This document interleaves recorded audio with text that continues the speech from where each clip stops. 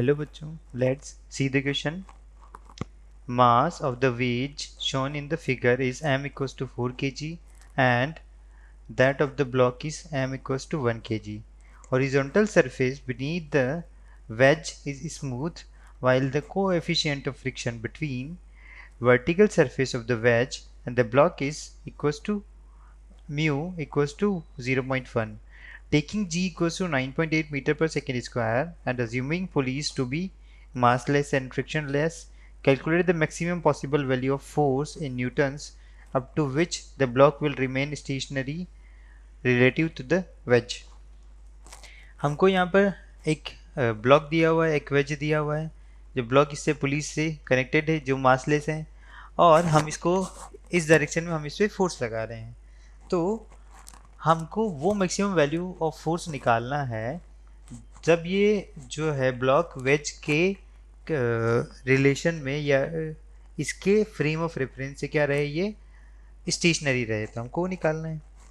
तो अभी हम देखते हैं हमारा यहाँ पर कि ये हमारा ये जो ब्लॉक है, ये सरफेस हमारी स्मूथ है. यहाँ पे क्या लगेगा हमारा, ये अगर ऊपर जाएगा तो नीचे इसमें कितना लगेगा हमारा, म्यू एम जी लगेगा इसमें. क्योंकि अगर ये नीचे आ रहा है तो फ्रिक्शन का, ऊपर जा रहा है तो फ्रिक्शन का लगेगा हमारा, नीचे लगेगा. ये फोर्स है, इधर हमारा क्या लगेगा, यहाँ पर टेंशन लगेगा. ठीक. और ये इसका नॉर्मल फोर्स किधर लगेगा हमारे पास, इसका जो ब्लॉक है, अगर ब्लॉक का हम बनाते हैं यहाँ पर, तो इधर कितना लग रहा होगा, इस पर इधर लग रहा होगा म्यू इंटू एन लग रहा होगा. और यहाँ कितना लग रहा होगा हमारा, इस पर कितना, इसमें भी एफ फोर्स इक्वल लग रहा है. टेंशन इक्वल्स टू क्या आएगा, ये फोर्स के इक्वल ही आएगा. तो यहाँ अगर हम एफ बी डी बनाते हैं इसका, तो कुछ इस तरीके से आएगा हमारा. ऊपर कितना लग रहा होगा, इसके ऊपर एफ ही लग रहा होगा, और नीचे कितना लग रहा होगा, एम जी लग रहा होगा. एक्सीलेशन किधर हो रहा है, इस डायरेक्शन में हो रहा है इसका एक्सीलेशन. और इस पे क्या लग रहा होगा, एक नॉर्मल फोर्स इधर लग रहा होगा, और नीचे क्या लग रहा होगा, म्यू इंटू एन लग रहा होगा. ठीक. अभी क्या है कि ये जो थ्रेड को हम अगर फोर्स एफ फोर्स से खींचेंगे तो टेंशन वो भी फोर्स के इक्वल होगा.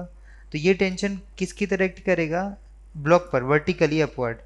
टेंशन क्या करेगा, ब्लॉक पर वर्टिकली अपवर्ड एक्ट करेगा.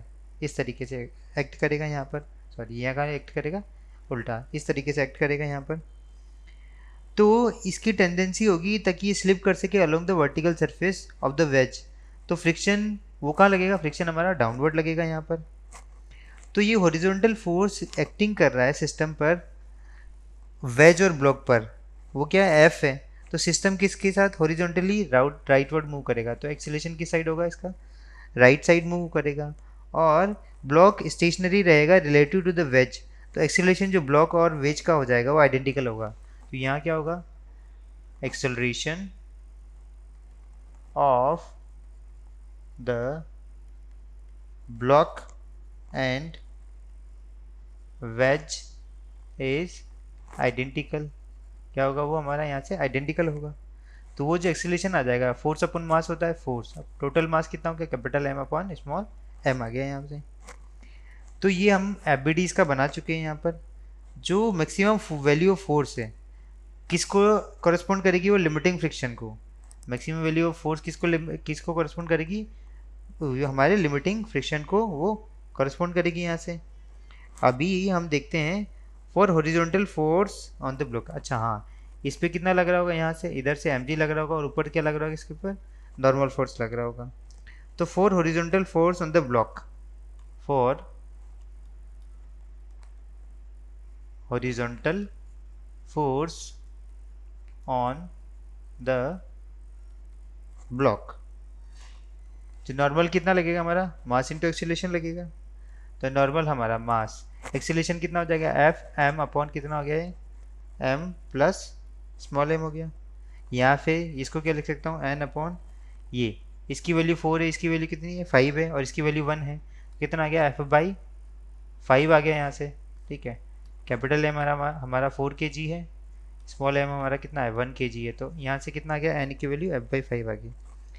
अब फॉर वर्टिकल इक्विलिब्रियम, फॉर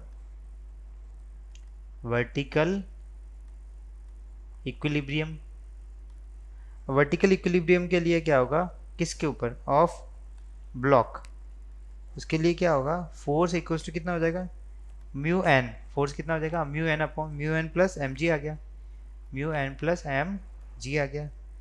तो यहाँ से कितना आ जाएगा हमारा म्यू एन। तो यहाँ से अगर मैं फाइंड आउट करूँगा म्यू की वैल्यू कितना है, मेरा म्यू की वैल्यू है यहाँ पर 0.1, एफ की एन की वैल्यू कितनी है f/5 प्लस एम की वैल्यू 1 है, जी की वैल्यू 9.8 है और ये एफ आ गया हमारा।